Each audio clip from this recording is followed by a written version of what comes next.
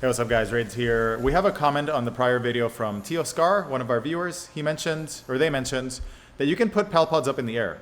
And this is a very cool feature you can use to put them up really high beyond the boss's reach. And this is how I do it. You're gonna follow the video here if you wanna try this setup.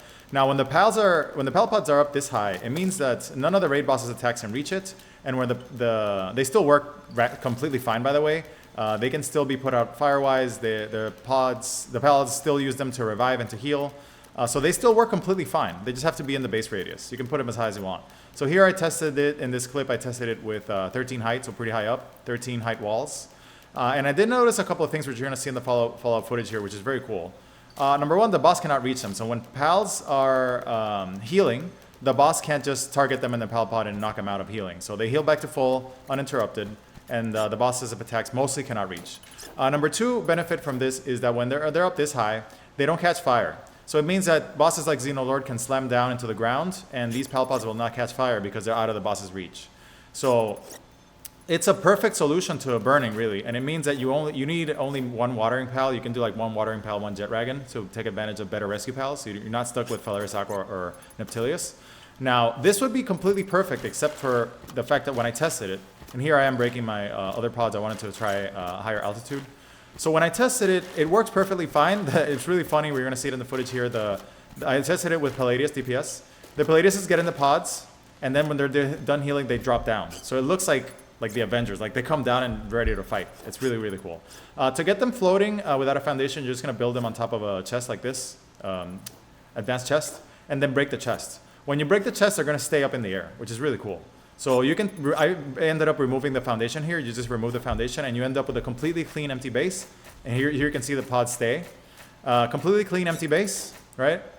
And then they still work. They rarely catch fire because like I said, the bosses cannot target them. You can see there that I cleaned up the foundation. The Palpods are still in the air. You're gonna end up with the Palpods.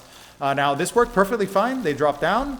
It puts a lot less strain on your watering pals. You're going to end up with something like this. And as you can see in this footage, Palpods that are in the air can still be repaired by your repair pals. So in between raids, if you have repair kits, your maintenance workers are still going to repair them. So this sounds all perfect, right? They don't burn. They don't take any damage. They're out of the boss's reach. Pals drop down in the middle of the fight. Perfect, right? It works. The only thing I notice is that sometimes, and I tested it with Palladius, maybe you can try with other pals. Here you can see them healing and then dropping down when they're full in the middle of a Xenolord Ultra fight. The only thing I did notice is that randomly, regardless of height, sometimes pals would not exit. Sometimes I got Palladiuses that would not exit. So here they're working fine. You can see that here, this is 13 height. You can see the Palladiuses heal back to full. This one heals back to full, right? And they drop down and continue fighting the boss. Spectacular, right? Look at them heal. They're out of the boss's reach, much less prone to burning. The Palpods, again, whenever he does Meteor Rain or anything like that, they cannot burn because they're out of reach. So it's perfect. Watering Pals can still put out the fires.